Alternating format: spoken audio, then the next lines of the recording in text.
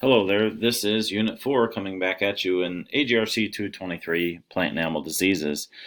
This section focuses on wheat diseases as we come at you with another agronomy related section here. So let's dive into the wheat disease topics here. The first thing is that we'll start in with rust. And there's three different kinds of rust that you'll find semi-common out here in the Midwest, and all of them are fungal forms, whether it's stem rust, leaf rust, or stripe rust out there. And I know that we've battled all three kinds, depending upon the year, depending upon the weather conditions, especially dictates occasionally when we're going to have those different types of problems. So let's talk specifically about stem rust for a little bit. Generally considered the most destructive wheat disease, and can cause whenever you get all the way to grain fill, which would be too late to do anything about it at that point in time. Grain is really shriveled. You can kind of pick that out pretty easily. If you're out in the field scouting, and I'm going to pop in a couple additional supplementary videos that I'd hope that you would review to kind of show you what some of these diseases look like. But masses of pustules on the leaves and the stems containing really dark and brick red spores on them. Those infested plants oftentimes transpire. They'll utilize a lot more water out of the soil than normal. And almost all of these spores overwinter, and I think you'll find on the next slide, barberry plants in the southern United States. And so then, dependent upon the weather patterns, it will blow those spores northward with the winds up into the Midwest, all the way up through North Dakota at times. So you can see this similar epidemic kind of all the way swath through the midsection of the U.S. occasionally. And in addition, wheat that's grown on soils that are very high in nitrogen are also very susceptible. So specific to this area, those of you that are listening in on the lecture that may have soils that get some animal manure on them that tend to have those spots that get a little higher in nitrogen, where you have really rapid and lush and growth, but is sometimes weak in the stem. Those would be susceptible to rust. Dusting infested fields is not very economically effective. Spraying is effective if you catch it, and there's a little misnomer on the slide here saying that it's not effective, not economically effective. It will knock it out. You've got to do something about it if you can catch it in time, and that's really the critical thing: is can you catch a rust development in time to spray it and make it effective? And I think that's the point I was trying to make in the slides without getting too wordy. Seed treatment also doesn't really do much, because this is not a seed-borne disease, and by the time the plant gets that maturity, any of that chemical would have been dissolved away. So plant-resistant varieties are the best, probably your best and first line of defense. And then secondarily, great scouting and timely application of fungicide if necessary. We know that there's about 275 or so different fungal biotypes. So it's really hard to maintain that resistant variety pool, but the companies work very hard at staying up on top of this particular one. Leaf rust, some consider much more important, and early infection of leaf rust can lead to dramatic yield loss. So you see the numbers here on the slide, 42 to 94%, and mostly due to less kernels in the spike head.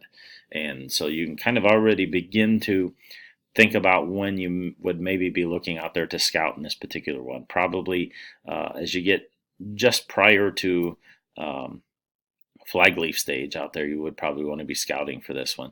The pustules, you notice a little bit different color here of the spores, a little bit more orange red instead of that dark brick red color on the leaves and some on the stem. And again, resistant varieties are available, and I would encourage you to work with your seed specialist to find you a great match for your field.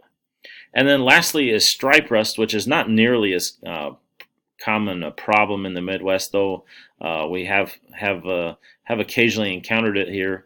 But again, very similar type fungal problem, very similar type control options in terms of fungal applications. Next, we'll turn our attention to smuts, and the first one is a flag smut. Yield loss is somewhere in the 10 to 20% whenever you have a susceptible variety. And so you'll find really dark stripes on the leaves and the sheaths of the leaves. As you're out there scouting for it, I'll try and pop in some videos in this unit to reinforce what these look like by professionals out in the field. So infected plants, you'll often see they'll be dwarfed. Their growth will be thwarted and sometimes fail to even form a normal head as it goes. That disease is carried. Here's one that is carried on the seed and in the soil. So seed treatment works really good. And then we bred in a lot of varieties that are resistant to smut. The next one, and probably maybe the most common one here, is scab and head scab, caused often by a Fusarium species type fungus. Attacks the head right after emergence. So just after you start to see emergence, you'll see that fungal infection dependent upon the weather conditions. As those spikelets are developing, it can kill them off or obstruct their development. And so you can identify this by pinkish white fungal growth. As you kind of dig into that emerging head there, you can sometimes see that discoloration. Disease grains are obvious whenever you stick your hand into a pile of wheat coming out of the field. They're shriveled. They're white, sometimes scabby, which signifies the name here.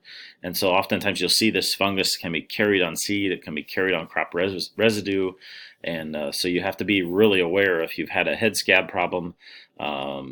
It's most severe whenever some of you that plant wheat following corn, especially those that are maybe growing wheat for grain or for chopping, you can see that head development. And I know that you would be certainly not worried necessarily if you're going to chop that wheat about total yield in terms of grain, but if you get spikelet problems there, that's going to be less starch in the plant and less nutritional value.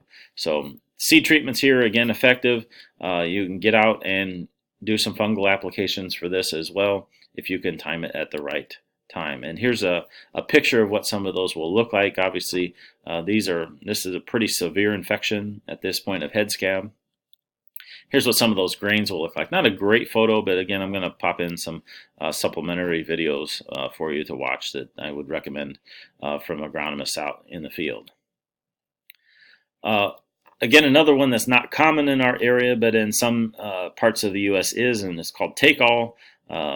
Sometimes destroyed up to half of the wheat crop, and really what it does is just total plant death at heading stage to grain fill.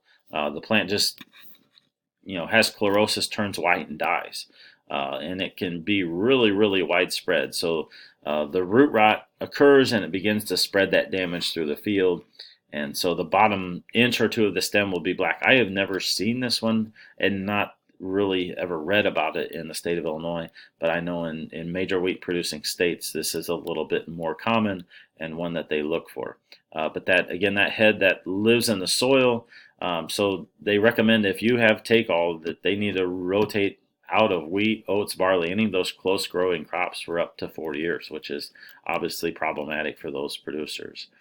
So that concludes this particular section. Make sure that you review the supplementary videos, study your notes carefully prior to taking the assessment. Best of luck.